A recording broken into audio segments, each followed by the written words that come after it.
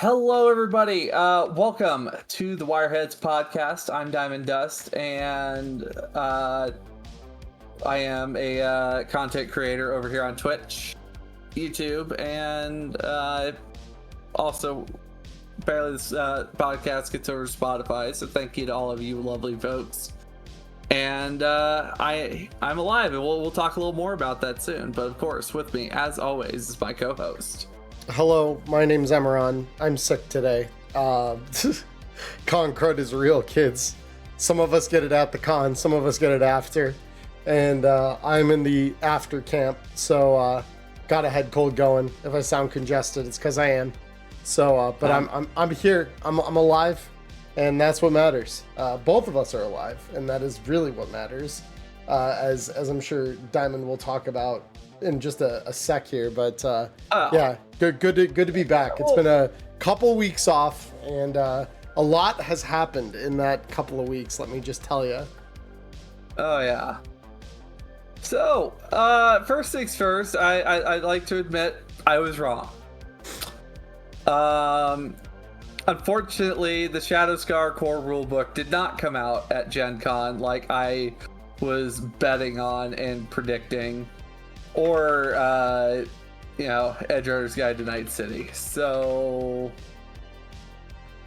yeah, I was wrong there. I got a little too confident, but again, usually it seems that they always had something. Artel had something coming out for Gen Con.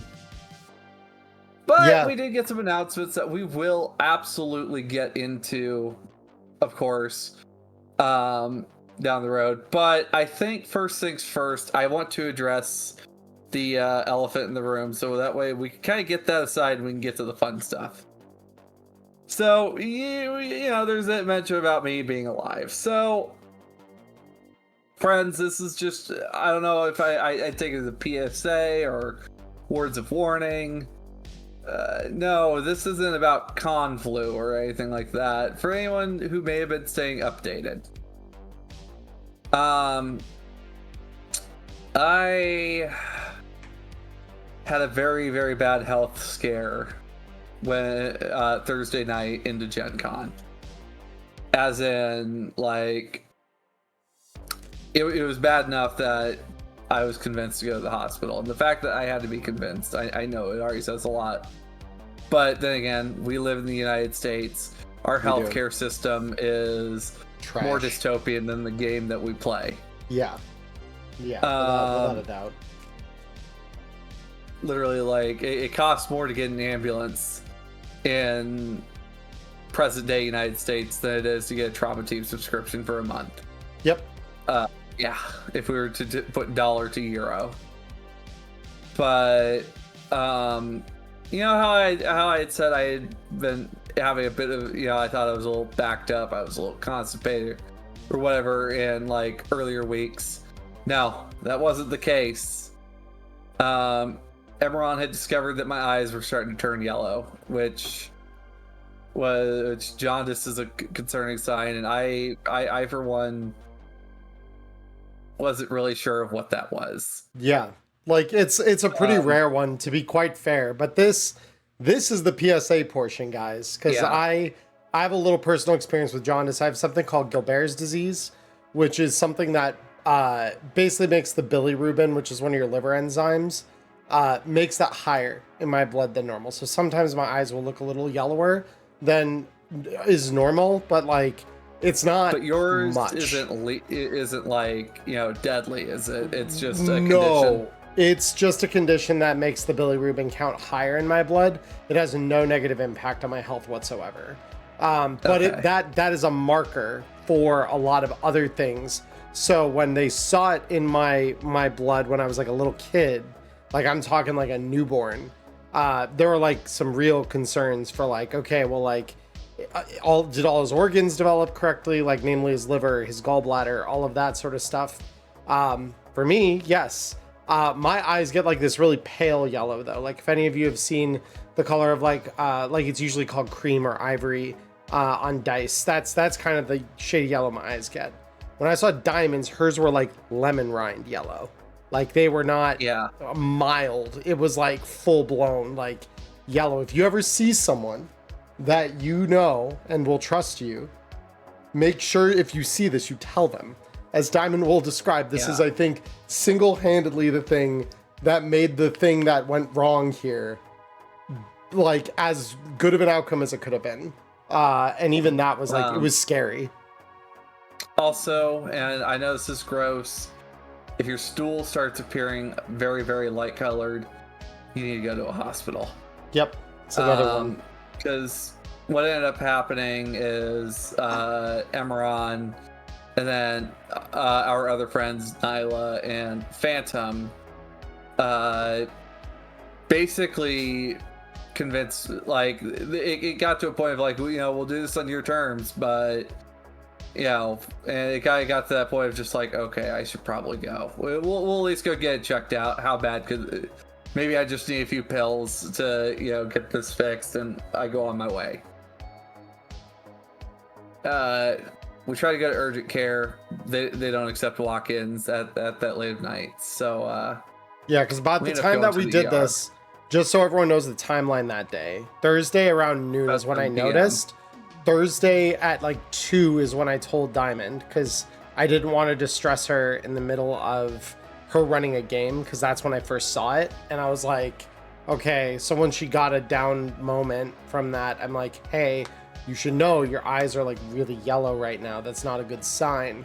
And she's like, it can't be like that bad, because I don't feel bad. And I'm like, okay, well, like, you know, on your terms, because, you know, she had wrapped up her afternoon game that she was scheduled to run that day a little early. And so I'm like, well, me, Phantom, and Nyla are all going to go down. We're going to go get some dinner at a nearby restaurant. Do you want to come with us? And she's like, sure, I'll come. And it's over dinner, during which I will say she ate very little, that, like, the other two start badgering her about this. And it's like 6:45 p.m. in Indiana when we finally, you know, head out. We get an Uber to head over to an urgent care, essentially.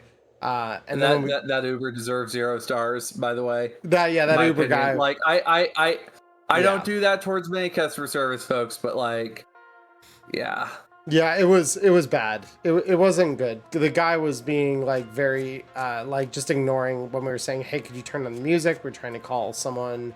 Like, yeah, not a great guy. Bottom line here, so we get to the parking lot for this urgent care, and it's only then that we find out that they don't take walk-ins.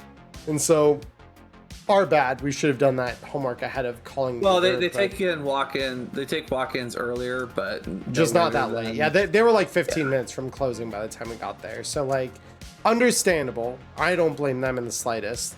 But at that point, it got to a point where I asked her, like, okay, well, what do you want to do? Do you want to, like, because there was another urgent care that we had scouted that was open another hour. Do we want to just try over there? Do we want to, you know, do something different? Because there are some hospitals in the area. But yeah, that's kind of where I'll leave my prattling there. Back to you, Diamond. So we take a 20-minute trek across the heart of Indianapolis to a hospital, and first hospital can't take us to an ER, which, I mean, a hospital without an ER, I mean, it's just like, huh. Anyway, move on to a place called is it Ashkenazi? I've heard it pronounced both ways. It's either Ashkenazi or Eskenazi. But yeah, it's a state hospital for Indiana. And they took us in, and well, I was taken to the back pretty quickly, and upon realizing, like, oh, they put me ahead of queue, it's just like, oh. Well, because as we're walking there, she's saying, like, oh, like, this, I feel so silly. I don't have, like, anything wrong other than some yellow eyes. Like, nothing about this seems very, like, critical or urgent. There are probably people who have broken their legs or gotten all kinds of this other bad stuff. I'm like, trust me, this is important. Like, and we'll let them, if we look like idiots in the middle of the ER, we'll let them tell us that. But this is important enough that this is probably where we got to be. And so we get in there, and yeah, it's like 15 minutes. They get us into the back, and this is around like now 7:30. Again, just to keep the timeline so that everyone can kind of figure this out. Because the other little added detail here is we did not take another Uber there. We walked like 20 minutes to get there. And I was joking with Diamond because both of us, for those of you who don't know, are Eagle Scouts. So I just was joking with her like, we're just making up for lost time. This is just another Boy Scout hiking trip. You know, our legs both hurt. Our feet are sore. We're walking in the middle of the summer heat. Like, this couldn't get any more like Boy Scout hike than if you tried, other than the fact that we're in the middle of the city. It was pretty fun. But after running some tests, it turns out I had doing an ultrasound. They want to do an MRI, and I'm just like, I can't afford a fucking MRI. And I'm glad that they were willing to be accommodating about that. Mm-hmm. But they found rather large gallstones in my gallbladder. And Charlie was Charlie was with me all the way till like 5 in the morning. 5 a.m. is when I eventually left. Like, the ultrasound was around midnight, and then we had a mix of nurses and then the surgery team kind of coming in and out of the room over the next 4 hours. I was a fucking emotional wreck, and I appreciate that you were there to kind of help me nav a lot of that, because after Emmerron left, like, one of the doctors looked at me and was just like, I hope you know it's either you're really fucking tough or you're really fucking lucky. You're playing a game of centimeters right now. Like, all it would have took was one good coughing fit or one good laughing fit, and then it would have been game over for me that weekend. And like, just so that you guys, because we don't at least I don't have it. I don't think Diamond necessarily would want to have these images shown, but the ultrasound imaging, when we went back, I went into the room with her when they actually did the imaging. I thought looking at my insides was kind of cool. It was, and she was it was funny because this is before she became an emotional wreck about it. Because at this point we're still exploring this, like, trying to figure out what the hell's going on. And the moment that they wanded her gallbladder, like, I'm not, for the record, I have very little medical knowledge. The bits I do have, I picked up just from random autism-fueled rabbit hole dives on the internet, and like a little bit from my mom because she used to do billing for doctors. So I have a little bit of knowledge, and what I saw on that imaging, I'm like, holy fuck. Because, like, for the record, this is about the size of like the gallbladder on the screen, and there were like 3, like, probably marble sized, if you're comparing it to here, stones stacked vertically right by like the entrance. And I knew that that's what they were without any medical knowledge. I'm like, I am 99% sure that those are the stones we came to find. And even the screening tech was like, yeah, those are gallstones. Like, we didn't even need someone to like read that for us to know that. She knew it right away. Like, those are gallstones, like, without a doubt. I was hoping like maybe there was like some drugs to maybe just like break down gallstones, but turns out when your gallbladder starts making gallstones, it's just gonna keep doing it. Yeah, and Cody, it was a case very much of those are not supposed to be there. Like, that is not a normal thing. So, that was not good. One of the main reasons I went out to GenCon was to try to, get networked with people, get some job opportunities, and unfortunately that went down the drain pretty fucking fast. Yeah, we had to fight her to keep her in the hospital. There was, I mean, you didn't have to fight me that hard about it. No, but we did have to argue with you a couple times, like, this is important, just trust the plan, trust the process. This, you fought us more than I think you realize, because there were like 4 of us. There were 4 of us together most of the weekend, between Phantom, Nyla, me, and Erica. and like all of us were tied into this message thread with her and just like badgering her stay. Like, okay, I guess it's just also I didn't want to rack up like one hell of a fucking bill for like, you know, staying an extra night or some shit, but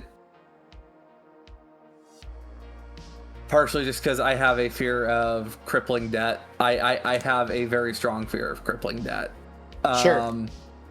I think all of us do, though, at some point. I know that's one of just because I don't really have much of, I didn't have much of a plan on how to deal with it, but also partially Charlie just being like, please don't make me go back to K and have to explain that this could have been prevented.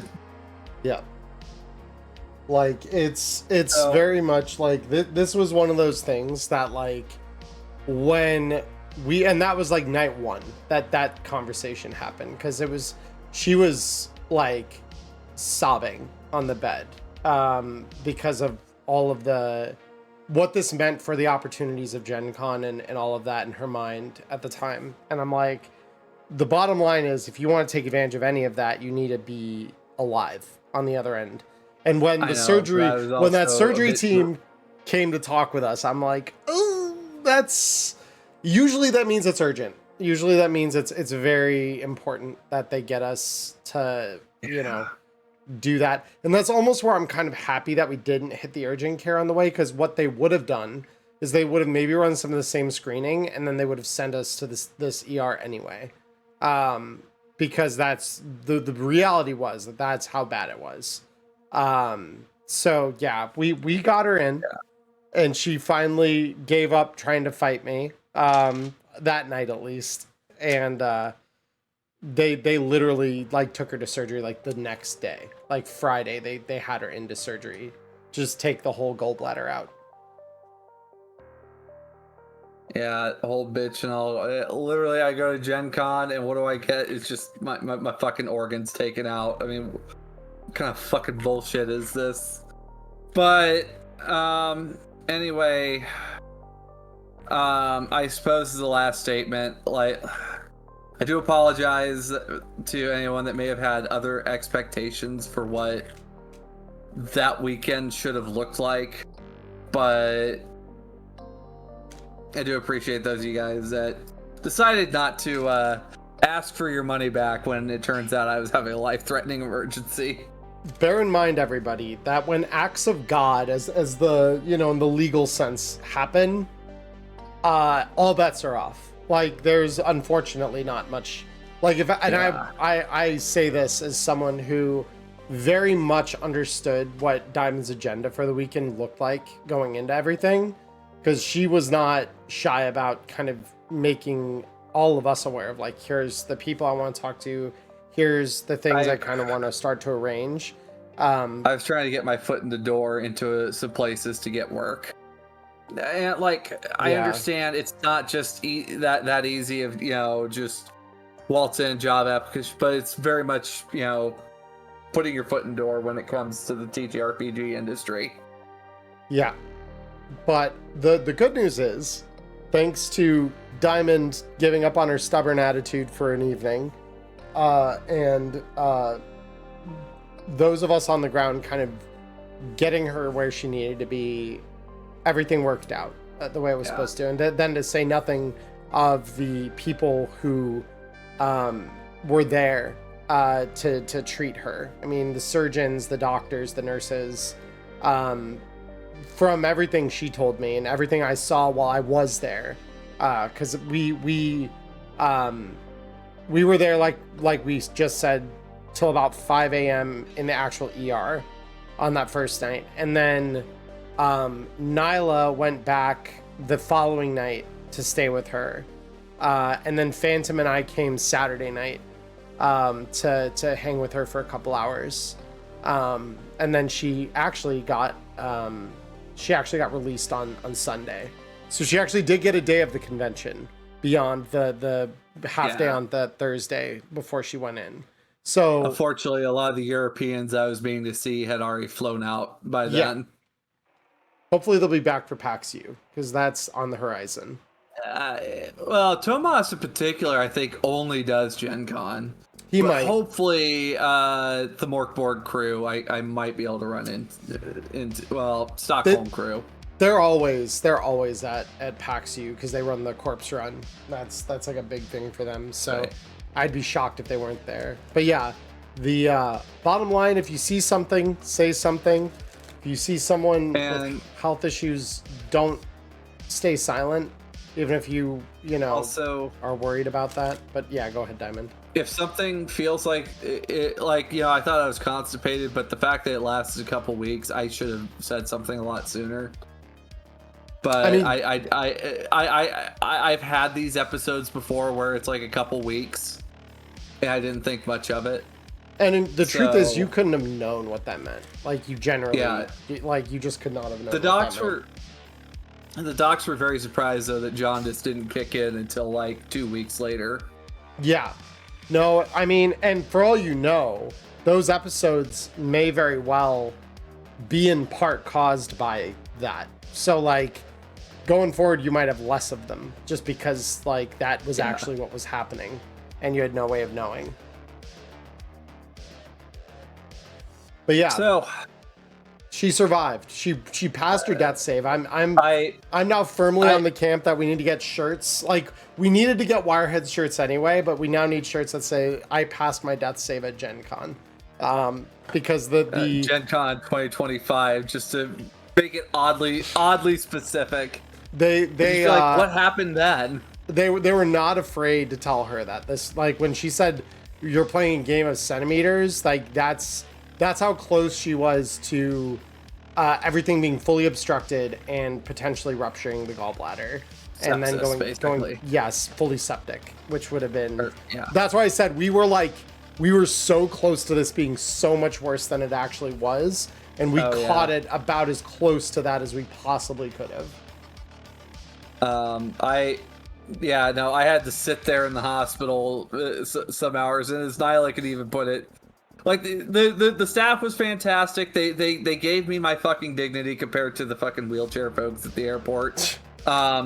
Look, nothing against them. They're doing great work, but like, come on, give us our dignity, please.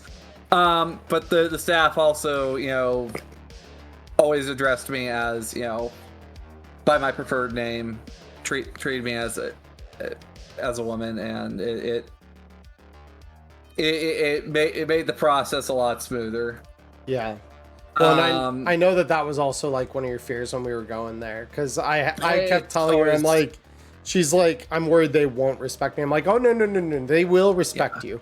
Like, well, as long as I am there, they will absolutely respect you. They are not going to get away with not doing that for you in this place. Yeah. But yeah, it turns out we're not that close. Yeah, we literally landed in about the best hospital. We found out later. We landed about the best hospital that we could have in the state for this sort of thing in the entire state. And it was like, because my sister-in-law used to live in Indiana, and she was telling me like, oh God, like, the Indiana healthcare system is not what we call the best. But it sounds like we, against the odds, found the best place within the place that wasn't regaled very much for having good healthcare. So like, as it stands now, unless like, because trust me, this I will say this up front. Once we know what the amounts are, after working with patient advocates and things like that, that needs to be paid back. When that does come due, everyone who listens to us here live or on Spotify or on YouTube, we will circulate that URL to get help, because like, we know that it probably won't be cheap, but I would rather we have debt with a living Diamond than her not be here before or anymore because we couldn't pay. I mean, that life insurance policy though. Dying costs about half of what that policy is worth. I know what it is. And dying eats up somewhere between a third and a half of whatever that is. It's not cheap. I got a decent one as a just in case for when I was working security, but friends, look out for each other, and also if something feels like it really needs to get dealt with, go get it checked out. Hopefully I can figure out how to get myself out of this bad spot. And some of you guys might be wondering, well, Diamond, I mean, you're already talking about going to PAX U. You gotta get this paid off, and it's just like, I can't get shit paid off if I don't get my foot in some doors. Yeah. So, and the reality of it is, it's like any other debt, right? You pay it monthly. It's not like burdening yourself with medical debt is one of those things that like anyone expects to pay off immediately short term unless you've got a ton of money ready for that cause. And like that is the reality of this, is like we are a community. We are not we're not a group of people who abandon our own to the, you know, the ravages of all that when we can help. You know, even if it is a thing where the help is only gonna get so far, we do everything we can to help. So that is the other reality of that. So yeah, at the end of the day, PAX, we will try to make PAX happen. You know, that is on the horizon. This year it's a little sooner than it would be in other years. It's in late November this year. It starts a week before Black Friday. Yeah, week before Thanksgiving and Black Friday. So it's going to be this year's Thanksgiving is going to be a whirlwind. Due to I'm going to have such a busy fall. Like, it's not even funny. I kind of forget where Thanksgiving falls so often, just because if you know, I don't go anywhere for Thanksgiving, so. Well, if you know where Black Friday is, Thanksgiving's the day immediately before. Right. It's always the day immediately before. I thought it fluctuates around like Easter does or something, but okay. I mean, it kind of does. I believe it is the third, it's either the third Thursday in the month or the final, I think it's the third Thursday in the month, but regardless, yeah, it's whatever Black Friday is, it's the day before every single time. But yeah. Bottom line is that week before is when PAX U is this year. And I already had the Arts Hall crew asking me on the way out, like, so you guys are going to be there, right? So it sounds like they want us back. So and I guess we're also going to have another surprise appearance, and a little bit more local this time around. We're going to be in Tucson this October. We will, yes. So yeah, we'll be at GenCon running games on behalf of Double Exposure. So, what was it? Shadow Scar, Cyberpunk, and Daggerheart? Yeah. So there are going to be 4 of us. So at least Diamond and I are going to be there.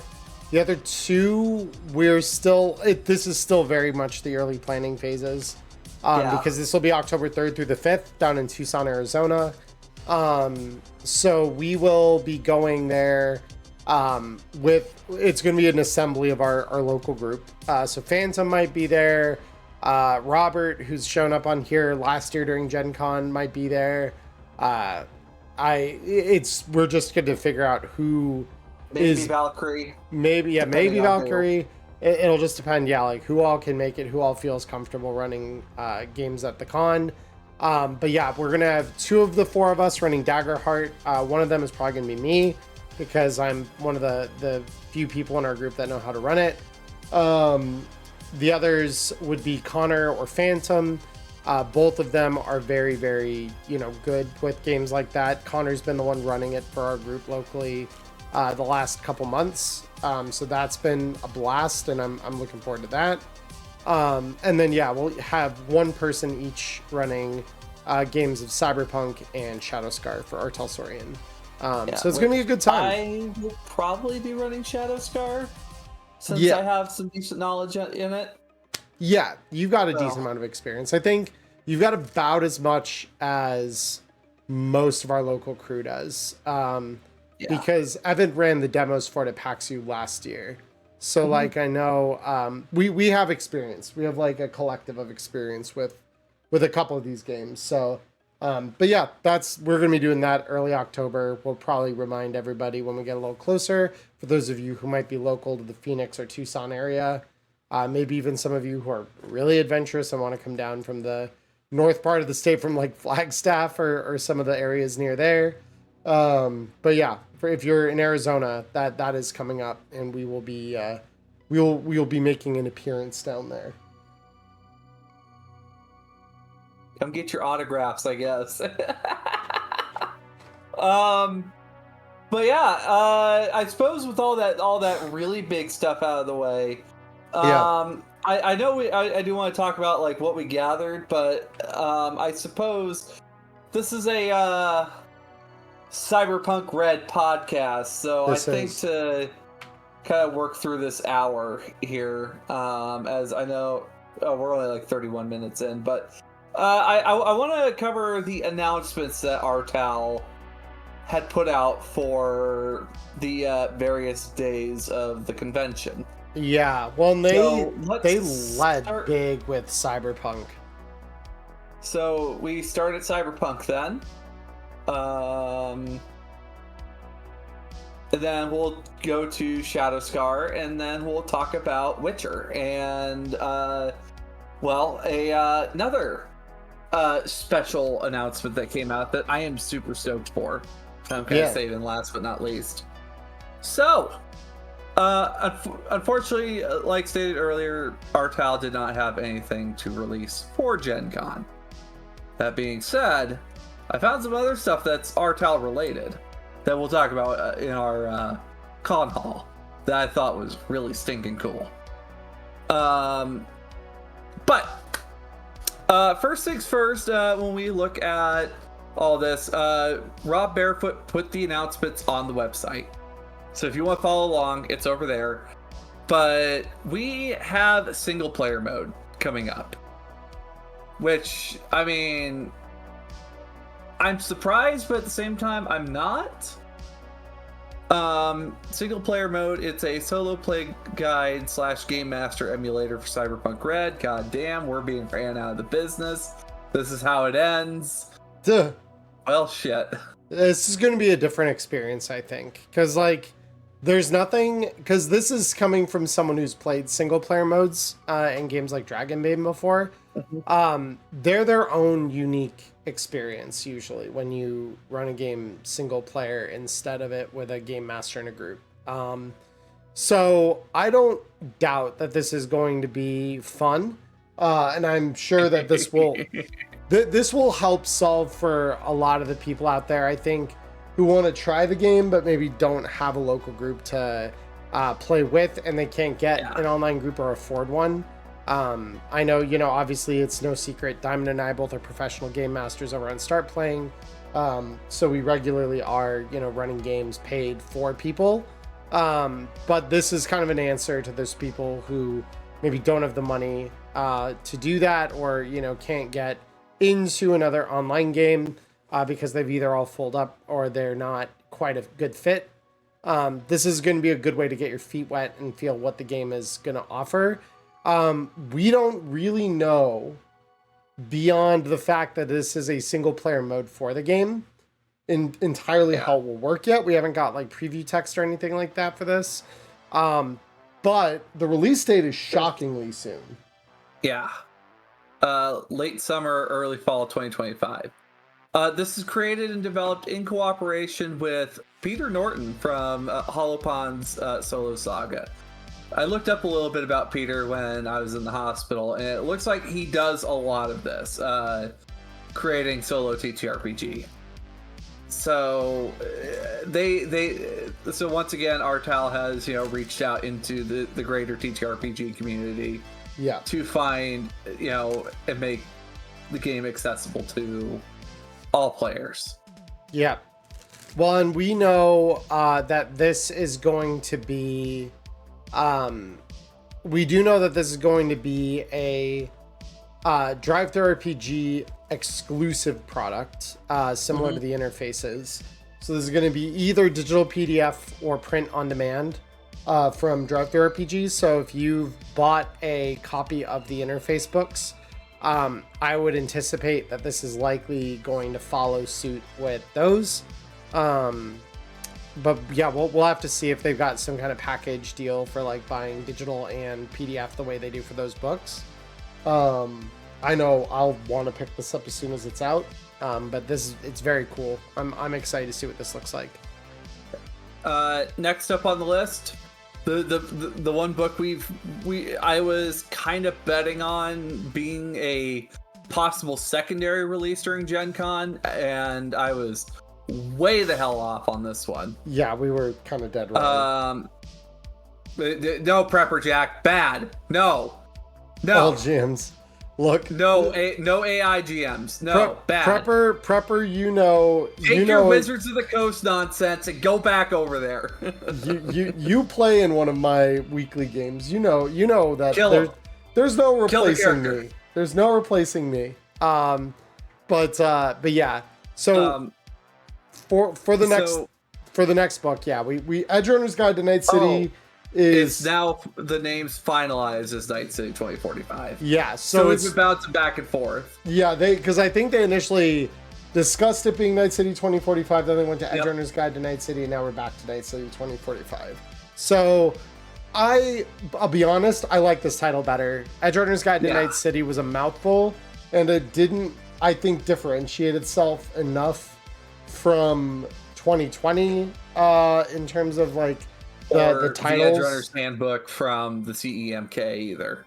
Right. Well, I mean, in the Edgerunner's Handbook is what it is, but like this is one of those things where like I feel like this is a better indicator of what the actual like book is, right? It's the source book for 2045 Night City, and anyone who knows the game well won't get this mixed up with the earlier Night City book from 2020.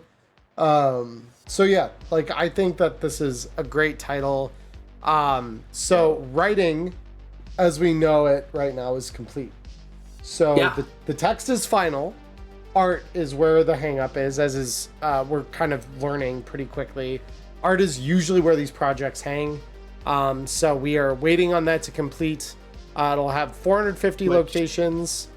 I would like to say though, usually if we're told something like that, that means we're probably going to be seeing this sooner rather than later. It could go either way, honestly. I've seen it lean both directions where that's concerned, because that's also, I think, where Interface Red Volume 4 got caught up pretty hard, was on artwork. So that's one of those things where like it can go both ways. We know there's over 450 locations that links both back to the 2020s as well as forward into the 2077 era. I didn't realize we actually had a number now. 450. Over. Like, I don't even think there was that many shown in the Night City Atlas. No. Well, and that's where they told us the Atlas was just the locations that we had up to that, the printing of that, which so it included everything through the end of Hope Reborn. Everything after, we still have plenty that they have promised us is going to be there for Night City 2045. So yeah, that's its own thing. I see what we're meaning by like a lot of our we're going to be getting like actual like street art this time around, or like a lot more of what's happening in the street as well. And of course, Bad Moon Art Studio is coming back again as always. Yeah, and they're doing the cover this time. Yep. They also say they're going to be releasing a poster-sized map of Night City circa 2045 as its own thing, as a separate product. So it won't be included with it, like I believe the original prints of Night City 2020 were printed with like a map of the downtown part of the city. This is going to be its own separate thing, but I honestly, knowing that probably, you know, like the affordable. Well, the posters behind me, save the Johnny Silverhand one in the center. Each of these ones behind my head, they sold those on DriveThruRPG as a print order, and those were, I think, I don't even know if those were $10 each or not. So we'll see how much it ends up costing, but it may not be that bad in terms of the costs. So honestly, like, that's fine, and I think that that's honestly for the best, so that we know it comes and it's undamaged and all of that. We also got a casting call for all the people that are in this book. We've got this time around, of course, Jay Gray, James Hutt are writing in this one. Rob Barefoot shows up here as well. Linda Evans, who we dearly know as Druddercup, is writing in here. Francis Stewart returns. Chris, is it Spivey or Spivey? Spivey. Chris Spivey. It's Spivey. All right. Chris, I'm so sorry. I keep wanting to read it as Spivey. Melissa Wong returns as well. Fernando Damas. I don't know if I've read anything of Fernando's before, unless he's like one of the DLC writers by chance, or if he was in one of the other productions. So, fun fact: he was. Or is he original? Well, no, he's known for Valhalla. Oh, okay. Yeah. He was. All right. Okay, that's where I heard the name. Yeah, so he was additional crew for that game. So he may have done some supplemental writing for it. But yeah, he was associated with Valhalla. I wonder if we might get a little bit more of the definitely not real neighborhood Glitch City. That would be kind of It would be cool. No, it'd be really cool to see that. Just extra things to add. Yeah, like, to the further incorporated that kind of gets into the Night City world. Because Valhalla is such a ubiquitous sort of like, cyberpunk cityscape thing that it sets itself within. It could be anywhere. So nicely. Yeah, it really does. Steve Kenson, Graham Barber, Allison Seib, Eddie Webb returns, Rachel Savicki, Crystal Mazur? Mazur. I believe, because I had a friend with that same last name, and yeah, it's Mazur is how he pronounced his name. Sorry, that's the substitute teacher in me coming out. Mike McDonald, N. Jolly, Tsuno Tsuno, Trace Wilson, which, Trace, I see you're back, and Ann Morrison all return for this book. Yeah. So, well, and I don't know how many of those, it'll be interesting to see, because some of those names I'm very familiar with, others I'm not, but I'm also not a 2020 head. So, because I think Trace Morrison is Trace Santiago's. You mean player. Trace Wilson is? Yeah, I believe so. Or Trace Wilson, yes. Yeah. But yeah, like, I don't know Suneo Tetseno or Ann Morrison. I don't know Crystal Mazur. I don't know Rachel Savicki. Some of them are or Allison Seib. Yeah, so we new names. We might get some some interesting new perspectives on the city. Or these might, like I said, be 2020 authors that I'm just ignorant of, and that is a personal failing then on my part. Well, I mean, we didn't do a lot of Red. And I have been meaning to look into 2020 and see like what we can find in 2020 and bring it to the Red. But speaking of other stuff that's coming to the Red, hold up, because we didn't announce this last thing yet. So this currently, the release window we are being tentatively given right now is either the end of 2025, so this might be a PAX U release, or early 2026. Possibly Gamma. It'll either be PAX U or Gamma, probably, given the timing on that. From here, we got an announcement that I feel like we got the last one pretty much the same time last year, but it feels like it's been far less time just because of how recently it came out. We got the announcement for Interface Red Volume 5, which like hearing this for some reason, like thinking about it a little more after the convention, it feels very soon. But like, knowing that we got the first announcement of Volume 4 at GenCon last year, we just didn't get the book itself until a couple months ago. So it'll collect most of Cyberpunk's 2024 DLC together. The bonus article this go round is titled Solo of Fortune 2045, and it'll add heavier military level gear and combat drugs for Cyberpunk RED. It is written by James Hutt. I would like to raise a note. Remember, James Hutt said that when he was originally designing the game, FBCs are supposed to be the cap. Yeah. When it comes to power. So that means we are about to find something between the FBCs and the floor that we haven't seen yet. Well, we know the combat drugs. The one thing they did not they did say explicitly here is this will not include ACPAs. We do not get ACPAs. But yeah, I love how it's written too. Just no. Yeah, that doesn't include ACP. So we know that this will be again a digital and print on demand product similar to the previous volumes. The cover already has been revealed. We see what it looks like. It's by Ansem Zielonka, I believe is how you pronounce that, and it is aiming for a late 2025 release. So this is actually aiming for roughly PAX U-ish time, which is wild that we are getting like a promise of this so soon. Although with that cover art done, knowing that most of the book's art is already done in the sense that obviously they're just DLC articles that we're now like stitching together. It's just the article art that we need for Solo Fortune. But I'm very excited about that.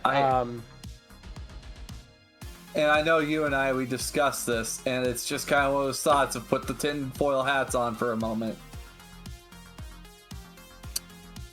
We might possibly get to find out what Mike Pondsmith might have planned for Mr. Blackhand. Because Morgan was a big figure in Solo of Fortune. Yep. Back in the 2020 era. So we might finally get to see what Morgan is finally up to. And also, check out that cover art. It's absolutely fucking kick-ass. It is. So leading from that, we now go to the future. So we have Cyberpunk 2077 campaign book. So those of you who are waiting for the setting book and you're like, well, why the hell are they talking about a campaign book? We don't even have the setting book. This is the setting book. Yep. They've decided to hybridize a little bit here. So they've been teasing a full 2077 book for a while. This is not going to end up being a full rule book or world source book. It is instead going to be a campaign.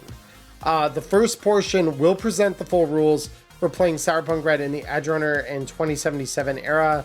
Second portion will be a full multi-mission campaign taking place in Night City in the Edgerunner Cyberpunk 2077 era. This is being made in full cooperation with CD Projekt Red, and gamers can take these rules and run their own adventures and campaigns in the era without playing the included campaign.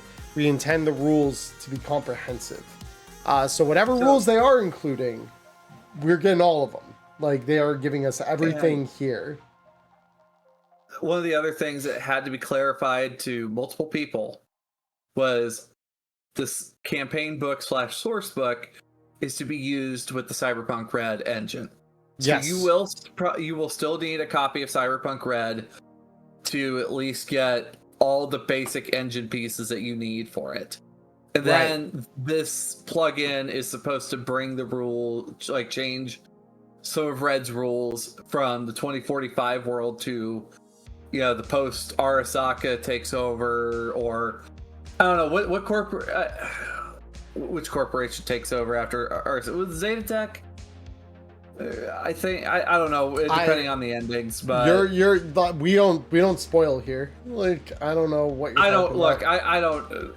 Sometimes I don't know, but guys, a reminder that Diamond is slightly high on painkillers right now. Everyone, don't trust her. I have taken some Oxy earlier. Yes, so anyway, we have that put together. So we do. We have some answers.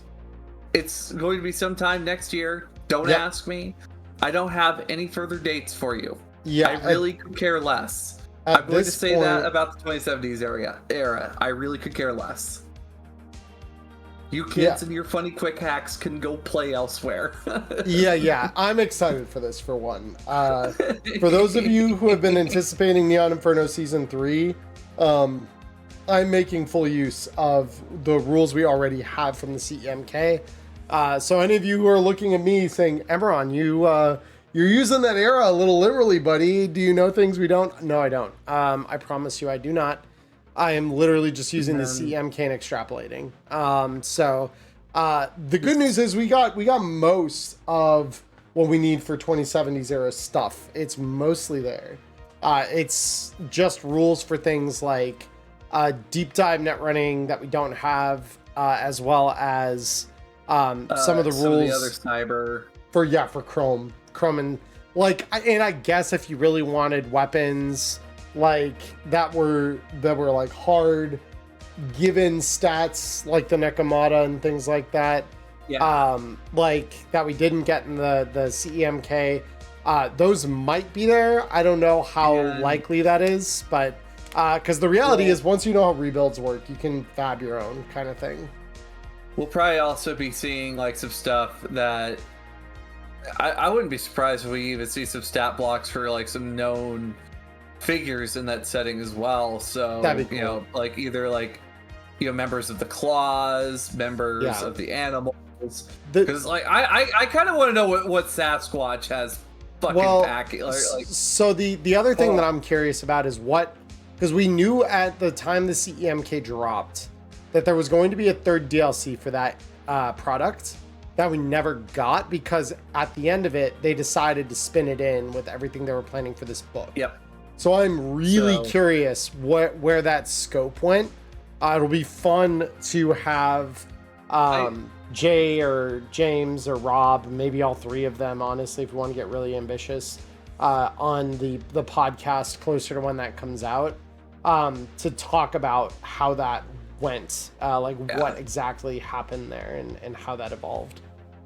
I would not be surprised if this book, like, you know, some people are like, well, it's not going to be even a full setting book. It's like, I wonder if this is literally going to be like half setting book, and then you get a campaign in there as well. And consider everybody who would say something like that, if you are part of the audience listening to this, consider that essentially Tales of the Red Street Stories was basically a setting book as much as it was a campaign, because you got a little bit of a dose of every part of Night City during that campaign. So while it wasn't perfect for that, it definitely did have a part of it serving that purpose. And I have no doubt that the campaign book here is probably going to do something very similar. Additionally, if you do want to know more about the world of the 2070s, there already exists a Dark Horse book for the 2077. I think it's literally called The World of Cyberpunk 2077. That Dark Horse is the producer of. And that has been like very useful for me, like as I'm trying to figure out like city setting stuff for that era, if I wanted to run like closer into that era.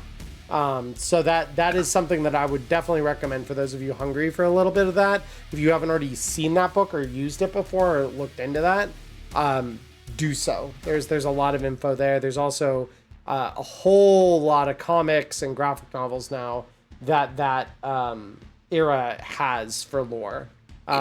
So yeah, there's lore out there. You just have to know where to look for it, and it's probably not going to be as heavy in the book as it would be in like a full setting book. But that honestly should be okay, especially given that, as they said further up, Night City 2045 is going to have everything for the that kind of links forward and backward in terms of setting stuff. So there might be more in there than you think for stuff that links forward into the 70s.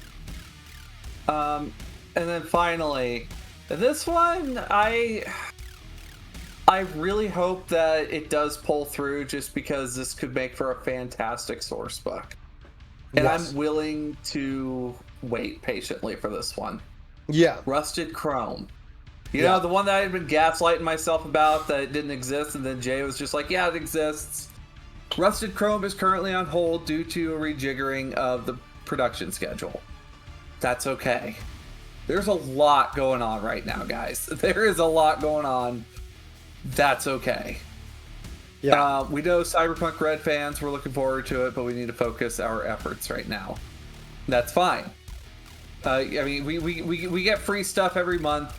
I'm not quite as bothered about a gearbook, being put on hold.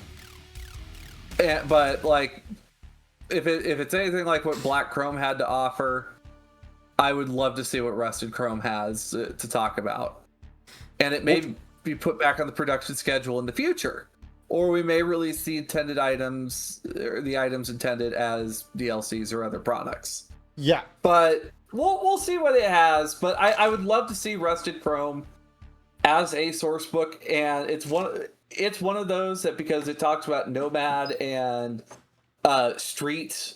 We talked about Fixer and like the economy itself in Black Chrome, but I would love to see like Nomad culture and like some of the other street economy. Yeah, that's that could be talked about in there as well. Yeah, and possibly like this could give the text even more. Like, if I had to guess, there could be an awesome like system in there for text as well. That is firm speculation at this point. I would.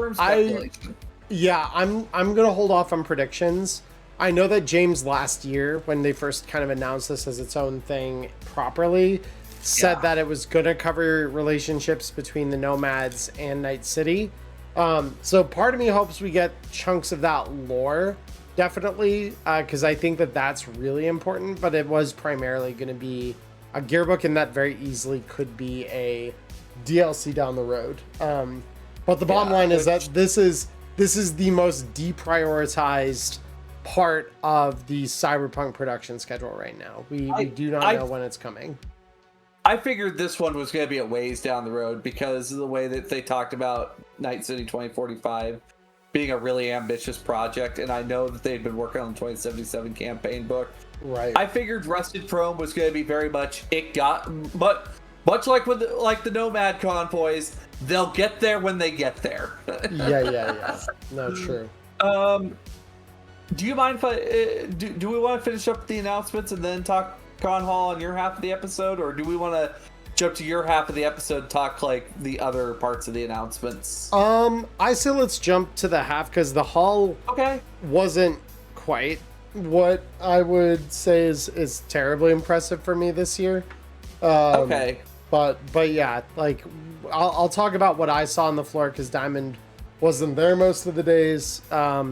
And we'll discuss a little more of that on the kind of back end of my half of the episode today. But but yeah. So we'll pick up with what is it? Shadow Scar, I think. Shadow Scar's next. Yeah. So if you Diamond, if you're still looking at the webpage, if you go all the way at the bottom, there's a little link on the lower right. Like you just have to go down below all the red text there. Heck, I see it. Okay, yeah. So. All of you lovely people, thanks for tuning in. I'm glad that you guys could be here, and I'm glad that I could talk to all of you. If you want to keep listening, click the link below. It will take you to the second half of this episode, where you'll be heading over to Emmerron's channel, and we'll talk about Shadow Scar. We'll talk a little bit about Witcher, and something else that's super exciting, especially kind of in the world of James Hunt. But that being said, I'll see you soon. I'm Diamond Dust. And I'm Emmerron. And thanks for tuning in to Wireheads. Bye-bye now. Bye, everybody. Bye-bye.